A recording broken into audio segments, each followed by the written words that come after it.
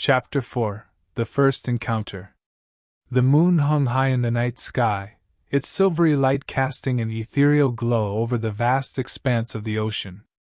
The soft, ghostly illumination danced across the water's surface, transforming the inky darkness into a shimmering tableau of silver and shadow. The sea serpent cut through the waves with a steady, purposeful glide, its black sails unfurling like dark wings against the backdrop of a starlit sky.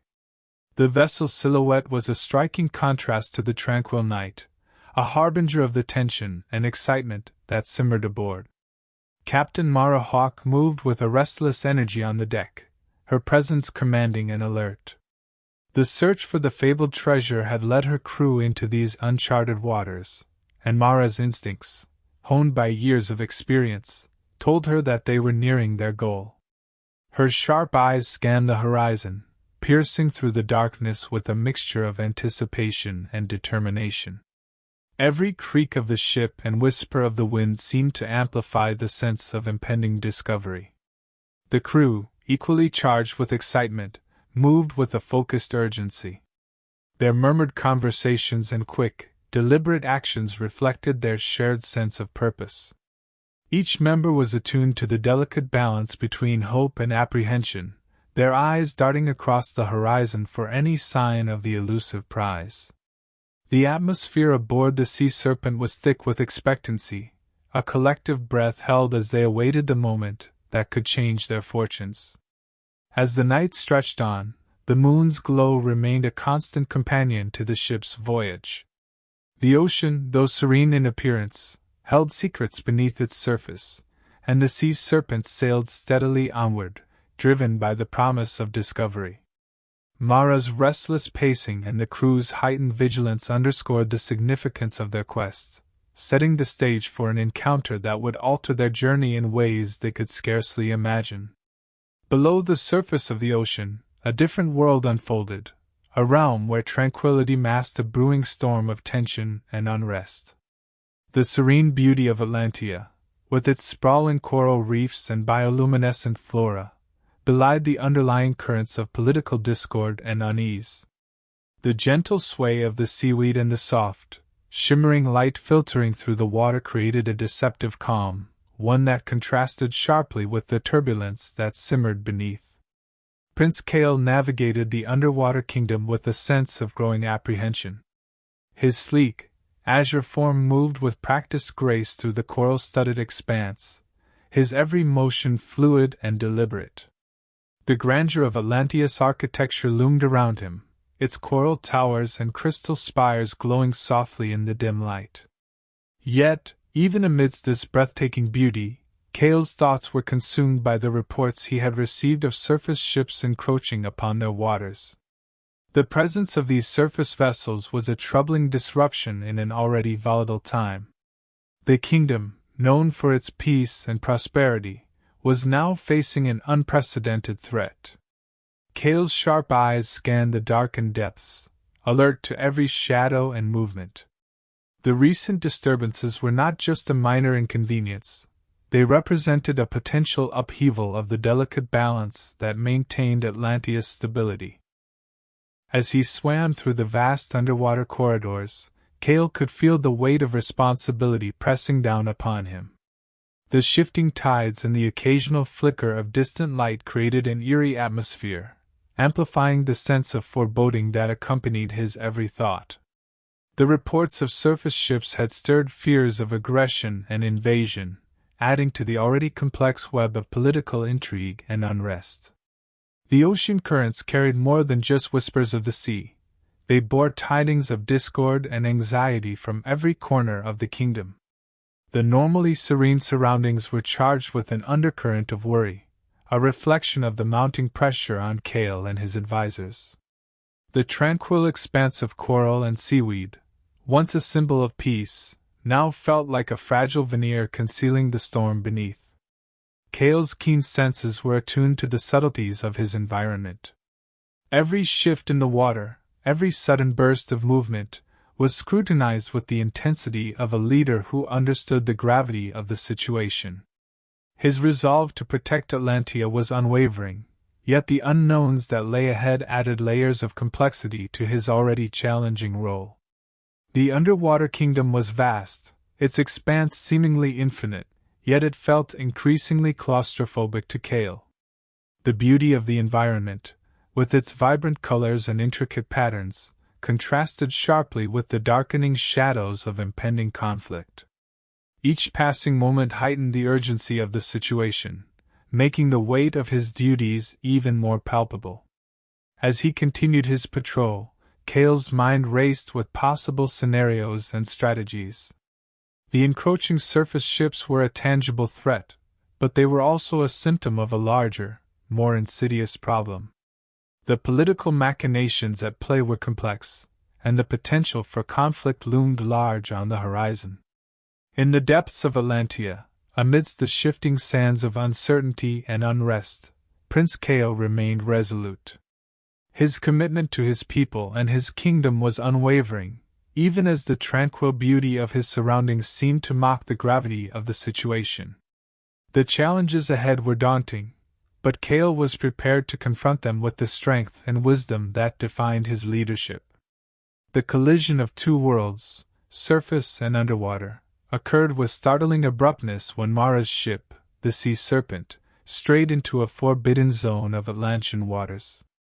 The vessel, large and dark against the backdrop of the starlit sea, unknowingly encroached on territory guarded fiercely by the kingdom of Atlantia.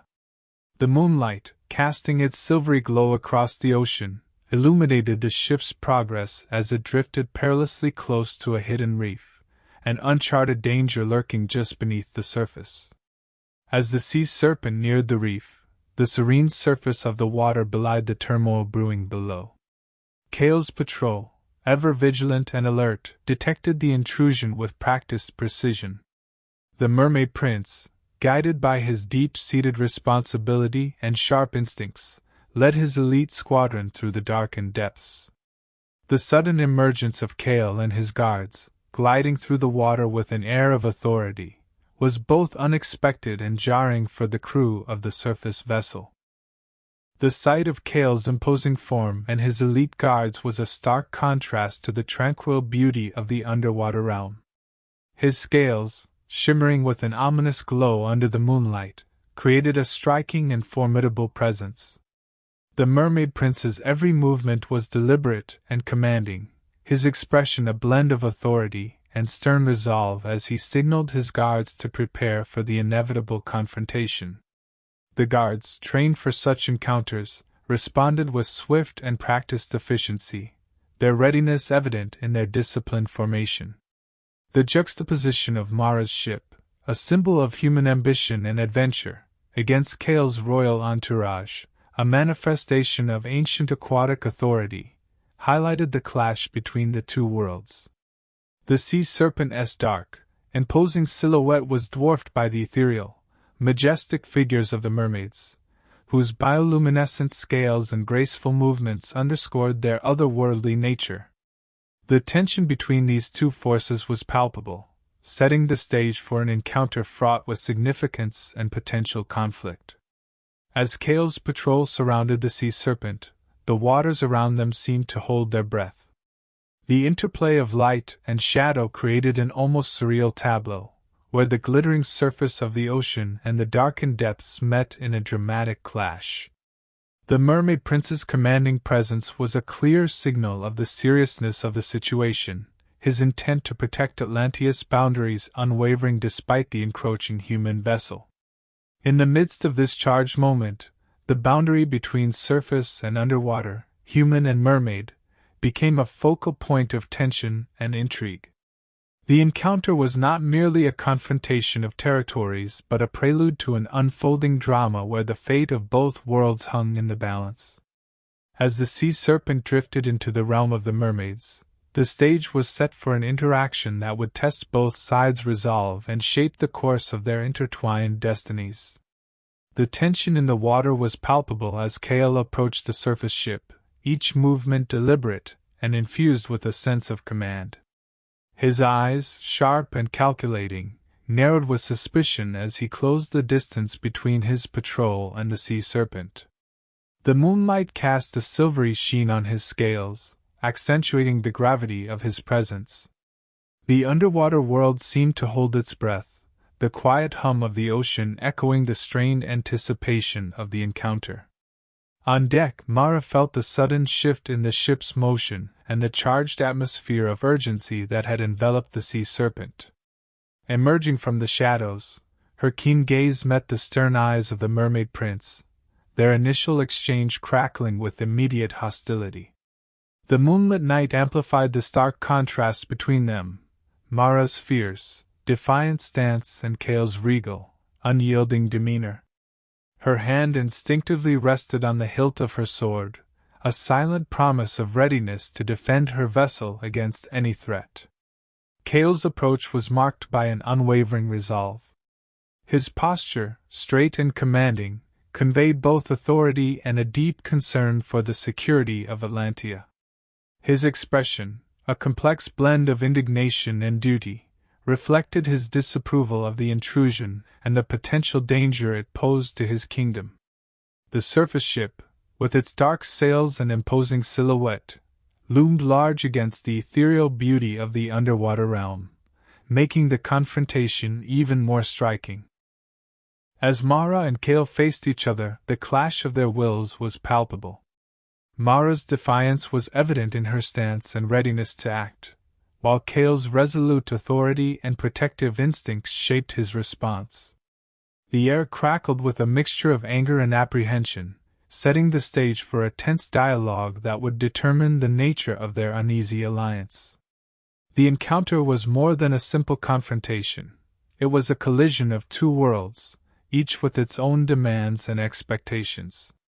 "State your intentions," Cale demanded, his voice carrying a sharp edge through the ocean's cool depths. "This is forbidden territory. You have no right to be here." His tone left no room for misunderstanding, and the weight of his authority was clear in his commanding presence. The mermaid prince's formidable appearance and the readiness of his guards made it evident that they were prepared to take decisive action if necessary. Mara's response was equally firm, though laced with a hint of curiosity beneath her defiant exterior.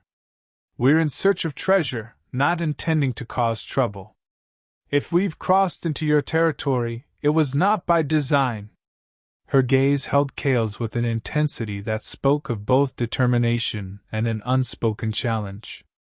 The tension between them was electric, each assessing the other with a mix of wariness and intrigue.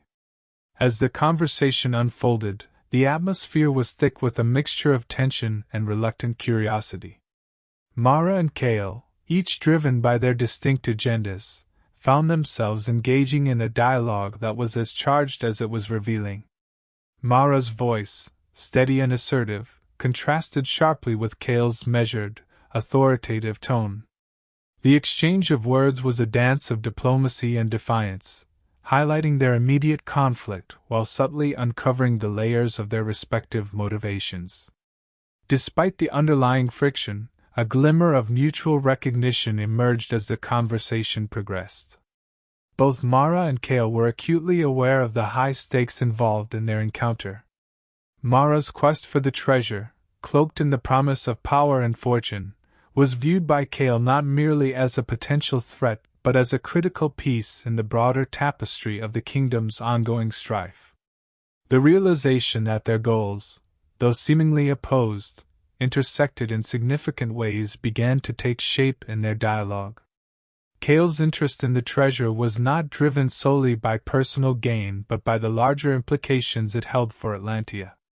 The mermaid prince saw the treasure as a potential catalyst for conflict or resolution, depending on how it was handled. The treasure's significance extended beyond its material value, intertwining with the realm's political instability and the broader struggle for power that was unfolding both above and below the surface. The night's events laid the groundwork for what promised to be a complex and multifaceted relationship between Mara and Cale. The initial encounter, while fraught with hostility, also hinted at the possibility of an uneasy alliance. As they navigated their confrontation, the potential for cooperation emerged alongside their conflict. The prospect of joining forces, despite their differences, began to take shape as a necessary consideration in their shared pursuit of their respective goals. The tension between them was tempered by a growing awareness of their intertwined fates. The dangerous waters they faced were not just a physical challenge, but a metaphor for the delicate balance they would need to maintain. The conversation set the stage for a relationship characterized by both conflict and collaboration, where trust and suspicion would coexist as they charted a course through the treacherous waters ahead. The moon maintained its silent vigil over the ocean as Mara and Kale's tense first encounter came to an uneasy end. The night sky, illuminated by the moon's pale light, cast a ghostly glow over the scene, highlighting the contrast between the dark, foreboding figure of Kale and the determined stance of Mara. With the immediate confrontation defused, Kale signaled his guards to withdraw, his departure marked by the graceful, purposeful movements of the Mermaid Prince and his elite squadron retreating into the depths. As the prince and his guards disappeared into the shadowy waters, Mara and her crew were left on deck, their faces etched with a mix of confusion and contemplation. The crew's murmured speculations filled the air, punctuated by the soft creaking of the ship as it continued its course. The unexpected intrusion had left a palpable tension among them, an unspoken acknowledgement that the night's events had set the stage for a complex and fraught alliance. The sea serpent glided through the inky darkness, its black sails billowing against the backdrop of the star-strewn sky. The shadows of Mara's encounter with Kale loomed over the ship, casting an enigmatic and uneasy mood over the crew. The lingering effects of the meeting were felt in the somber, reflective silence that followed, each member of the crew pondering the implications of the prince's intrusion and what it meant for their quest. As the ship sailed deeper into the night, the prelude to an intricate dance of politics and ambition began to unfold. The delicate balance of cooperation and conflict that lay ahead was foreshadowed by their first encounter. The horizon held the promise of future confrontations and alliances, with the moonlight serving as a silent witness to the challenges and intrigues that would define their journey.